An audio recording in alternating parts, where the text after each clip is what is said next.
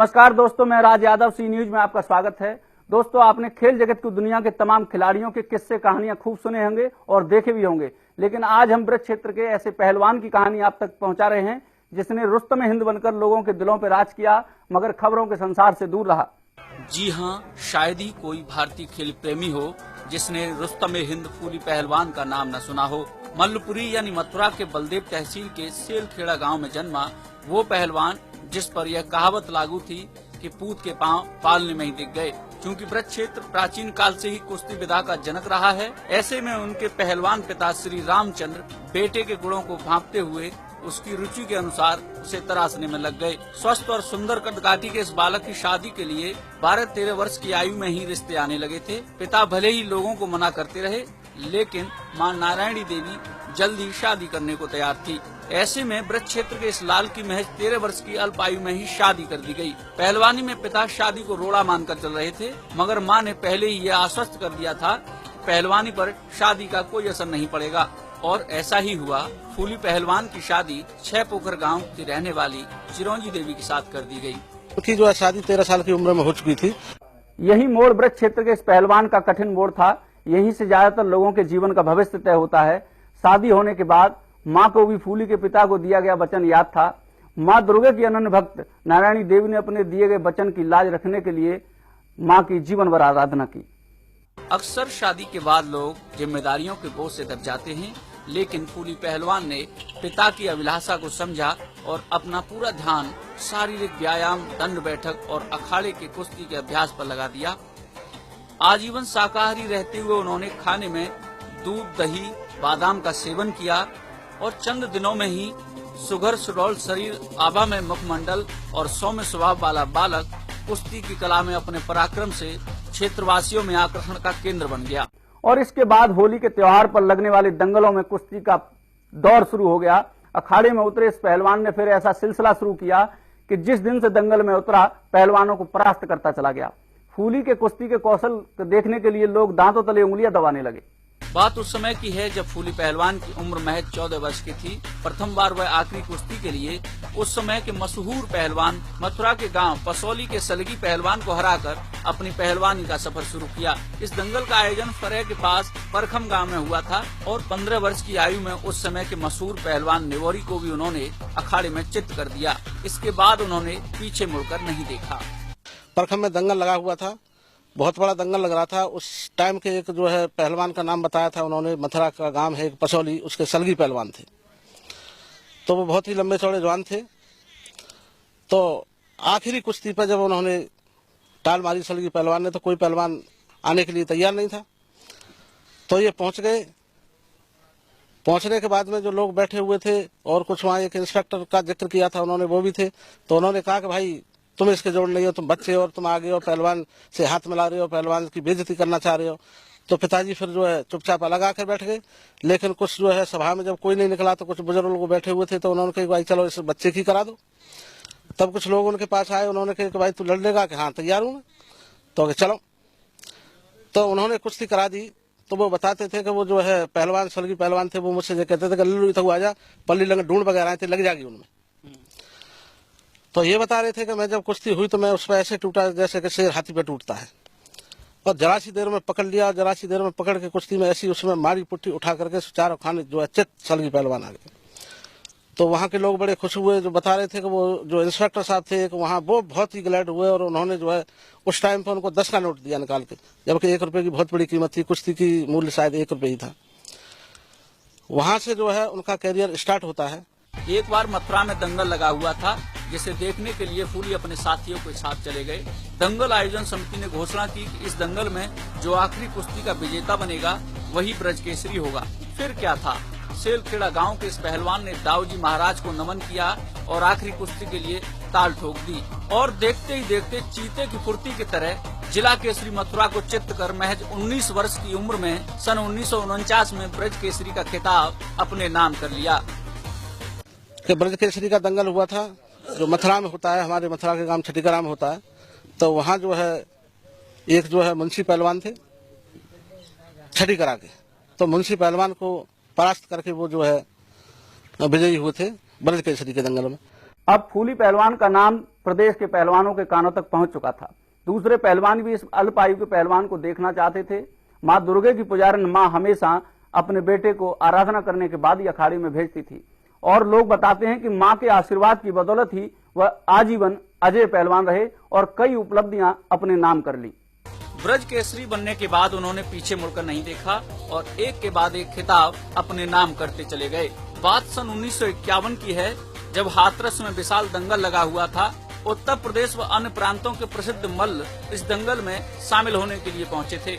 इस दंगल में उत्तर प्रदेश केसरी का चयन होना था। फूली भी अपने साथियों के साथ इस दंगल को देखने पहुंचे थे। इस दंगल में नाजर और मोती नाम के विशालकाय विख्यात पहलवान भी आखिरी कुश्ती के लिए उपस्थित थे। ऐसा कहा जाता है कि उन्हें देखकर ही अच्छे अच्छे पहलवानों के होश उड़ जाते थे। मेला कमेटी द्वारा आखिरी कुश्ती की आवाज लगते ही नाजर अखाड़े में कूदकर मदमस्त हाथी की तरह अखाड़े में झूमने लगा। उसके सामने अखाड़े में कोई भी पहलवान नहीं आया। यह देख हनुमान भक्त फूली पहलवान से रहा न गया और एक ही छलांग में अखाड़े में पहुंचकर नाजर से हाथ मिला लिया। दोनों के बीच काफी देर तक घमासान मल्ल युद्ध हुआ। अंत में ब्रज केसरी ने नाजर को बीच अखाड़े में पछाड़कर चित्त कर दिया। नाजर के पिटते ही दंगल में हल्ला हो गया। ब्रज के इस लाल से लड़ने के लिए देश भर से आए पहलवानों को चुनौती दी गई। चुनौती को स्वीकारते हुए विशालकाय मोती पहलवान ने हाथ मिला लिया। लोग कुछ समझ पाते, इतने में ही फूली ने मोती को भी अखाड़े में पछाड़ दिया। इस प्रकार 21 वर्ष की उम्र में मल्लपुरी के शेर ने सन 1951 में हाथरस के दंगल में उत्तर प्रदेश केसरी का खिताब अपने नाम कर लिया। अब फूली के मन में उमंग हिंद केसरी बनने की थी। दूध दही के इस मल्ल को राष्ट्रीय स्तर पर दिल्ली में आयोजित दंगल में आमंत्रित किया गया, जिसमें आखिरी कुश्ती को जीतने वाले पहलवान को हिंद केसरी घोषित किया जाना था। आखिरी कुश्ती के लिए आवाज लगते ही ब्रज के इस लाल ने ताल ठोक दी और अब तक अजय रहे फूली पहलवान ने दंगल में उतरे अपने प्रतिद्वंदी को चित्त करते हुए हिंद केसरी का खिताब अपने नाम कर लिया। सेल खेड़े के इस लाल ने रुस्तमे हिंद का खिताब अपने नाम कर लिया और अपने माता पिता के सपने को पूरा करते हुए ब्रज क्षेत्र का नाम स्वर्ण अक्षरों में लिख दिया। आगरा के किरावली का दंगल उनके जीवन का सबसे बड़ा हिस्सा रहा। करीब 2 दशक तक इस दंगल की आखिरी कुश्ती इन्हीं के नाम रही। निरंजन पहलवान के साथ हुई कुश्ती को लोग आज भी याद करते हैं। रुस्तमे हिंद बनने के बाद फूली पहलवान ने विदेशों की यात्रा शुरू की। पाकिस्तान में वहां के ख्याति प्राप्त पहलवान खालू और सादिक से कुश्तियां हुई। दोनों पहलवानों को उन्हीं की धरती पर धूल चटाकर इस शेरे हिंद ने हिंदुस्तान का नाम रोशन किया। इसके अलावा फिजी, इंग्लैंड एवं रूस में जाकर वहां के मल्लों को छठी का दूध याद दिला दिया। आगरा के किरावली का दंगल उनके जीवन का बड़ा हिस्सा माना जाता है। उस समय किरावली का दंगल बहुत बड़ा दंगल था, जिसमें उत्तर प्रदेश, हरियाणा, पंजाब, राजस्थान और दिल्ली से पहलवान कुश्ती के लिए आते थे। आखिरी कुश्ती फूली पहलवान की होती थी। सन 1974 में आखिरी कुश्ती की घोषणा उनके नाम से हुई। उस समय फूली की जवानी ढलाव पर थी। सामना निरंजन पहलवान से होना था। निरंजन की जवानी भरपूर थी। निरंजन का मदमस्त यौवन और फूली पहलवान का दूना शरीर कुश्ती के लिए हाथ मिलाया गया। मुकाबला बहुत रोचक हो गया, क्योंकि फूली पहलवान अब तक अपराजित योद्धा थे। दोनों पहलवानों की छवि देख हजारों की संख्या में मौजूद लोग रोमांचित हो उठे। फूली पहलवान ने कुश्ती प्रारंभ होने से पहले निर्णायकों से अनुरोध किया, यह कुश्ती आर पार की होगी। जब तक एक योद्धा दूसरे को चित्त न कर दे, तब तक यह कुश्ती जारी रहेगी। इसके बाद कुश्ती प्रारंभ हुई। काफी समय तक कोई किसी को धराशायी नहीं कर पा रहा था। दोनों पहलवान एक दूसरे को चकमा देते रहे। इस कुश्ती ने लोगों को जरासंध और भीम की कुश्ती याद दिला दी। आखिरकार बूढ़े शेर ने युवा शावक की सांसें उखाड़ दी और देखते ही देखते मौका पाकर अपने जीवन के अनुभव का लाभ उठाकर करिश्माई तरीके से निरंजन को चारों खाने चित्त कर दिया। दंगल में हल्ला हो गया। यह कुश्ती जीतकर फूली पहलवान ने सिद्ध कर दिया कि वो यूं ही हिंद केसरी नहीं बने थे। और दंगल में हल्ला हो गया। यह कुश्ती जीतकर फूली ने सिद्ध कर दिया था कि वह यूं ही हिंद केसरी नहीं बने थे। जब से उनकी सन 52 से या 54 से जब भी किरावली हो गए, मैंने सन 62 में देखा, पर जब से लेकर के 74 में उनकी अंतिम कुश्ती जो ऐसे निरंजन पहलवान से जो हुई थी, वो अंतिम कुश्ती भी उस समय तक कोई दूसरा पहलवान करावली से फूली पहलवान के मुकाबले जीता नहीं। वो जीवन भर अजय रहे और करावली का दंगल उन्हीं के नाम सन 74 तक रहा। निरंजन पहलवान की ये बताते हैं कि इनकी और निरंजन पहलवान की उम्र में काफी अंतर था। निरंजन पहलवान उस समय प्रारंभ कर रहे थे, जवानी उनकी बिल्कुल शुरुआत थी, और फूली पहलवान जी का उस समय पर जो है लगभग उम्र उनकी 50 से ऊपर हो चुकी थी। उस समय भी उन्होंने निरंजन पहलवान को परास्त किया, वो जीवन में कभी परास्त नहीं हुए। कुश्ती विधा के माहिर इस पहलवान का एक अध्याय यह भी है कि सीमित शिक्षा और दीक्षा होने के बाद भी वह कई ग्रंथों का ज्ञान रखते थे। पहलवानी के माहिर फूली की शिक्षा दीक्षा भले ही सीमित रही हो, मगर उनके रिश्तेदार, उनके मित्रवर बताते हैं कि मां की इच्छा अनुसार उन्होंने उनकी मृत्यु के बाद पहलवानी से संन्यास ले लिया था और मां की तरह ईश्वर की भक्ति में लग गए। और आज तक ईश्वर की कृपा से जो है उस देवता स्वरूप को मैंने दूसरा रूप भी देखा। मैंने उनको एक शक्ति के रूप में जरूर देखा था, पहलवान के रूप में, पर जब मैं उनके संपर्क में आया 95 के बाद, तो मैंने देखा उनको गीता, रामायण और सुख सागर जैसे उन पर भी उनका पूरा कमांड था, संतों की सेवा करना। ऐसा देव स्वरूप मैंने जिसके शकल से, सूरत से, व्यवहार से, कार्य से, सारे लोग तरह से जो है बिल्कुल देव स्वरूप थे। तो उनको जो है मैंने भी अपने को धन्य समझा उनके साथ संबंध होकर, ऐसे देवता पुरुष के साथ। और उन्होंने पूरी तरह से मरते दम तक इस संबंध का ऐसा निर्वहन किया, और आज भी वो संबंध जो है बड़े उससे चल रहा है। पहलवानी के समय एक तपस्वी का जीवन व्यतीत करने वाले रुस्तम हिंद फूली को रामचरितमानस और प्रेम सागर के साथ ही वेद शास्त्रों का गहरा ज्ञान था। अब वो वक्त भी आ गया जब इस अजय पहलवान को जिंदगी से हारना पड़ा। हालांकि यह कहना गलत न होगा कि जिंदगी की जंग हारने के बाद भी वह जीत गए, क्योंकि उनके व्यक्तित्व का आज भी लोग स्मरण करते हैं और आगे बढ़ते हैं। ब्रज की धरती में जन्मा एक ऐसा व्यक्तित्व जिसके नाम लेने मात्र से लोगों के रोंगटे खड़े हो जाते हैं। विधि का कैसा विधान है कि जो योद्धा कुश्ती में किसी से नहीं हारा, जीवन पर्यंत अपराजित रहा, वह 11 फरवरी सन 2007 को मृत्यु से पराजित हो गया।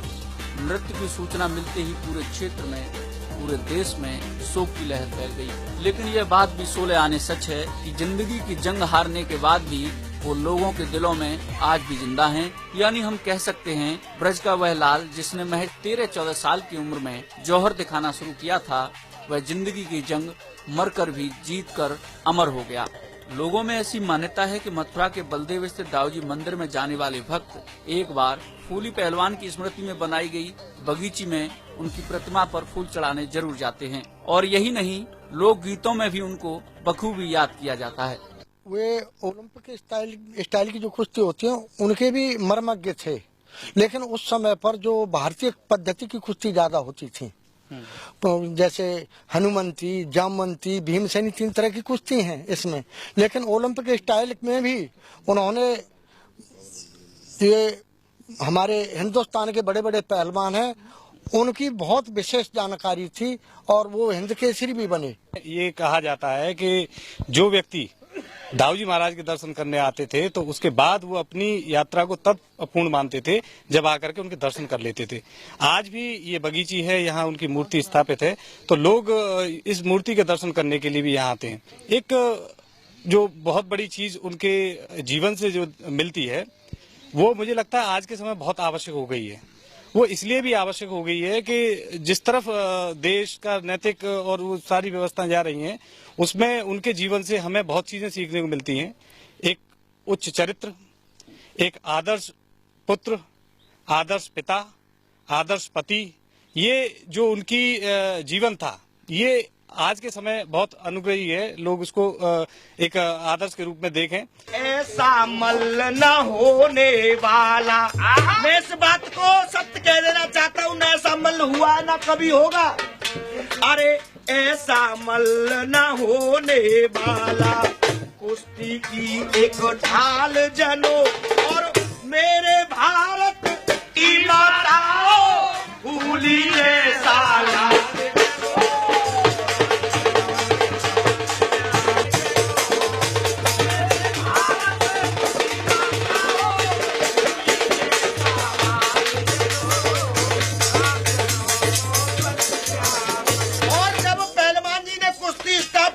उनकी उम्र 14 साल थी 14 साल की उम्र में देखो कुश्ती में धाक जमाई है। 14 साल की उम्र में देखो कुश्ती में धाक जमाई है।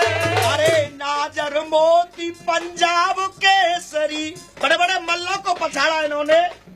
अरे नागर मोती पंजाब केसरी दीनी धूल जताई है।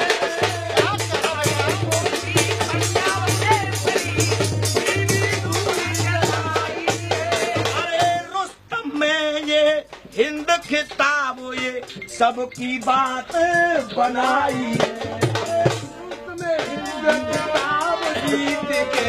सबकी बात बनाई। अरे सभी विदेशी मल्ल पछाड़े, विदेशी भी मल्ल पछाड़े इन्होंने। अरे सभी विदेशी मल्ल पछाड़े, सब कुमारी टाल जनो। मेरे भारत की माताओं, मेरे भारत की माताओं, भूमि जैसा लाल जनो।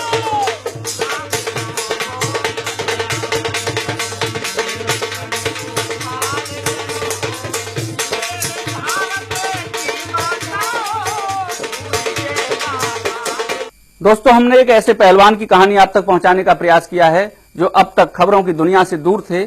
हमें यकीन है कि हमारी यह एक्सक्लूसिव स्टोरी आपको जरूर पसंद आई होगी। हमें यह भी यकीन है कि कुश्ती की विधा को जो आगे बढ़ा रहे हैं उन पहलवानों के लिए ये मनोबल बढ़ाने का काम करेगी और वह पूरी कुशलता के साथ आगे बढ़ेंगे।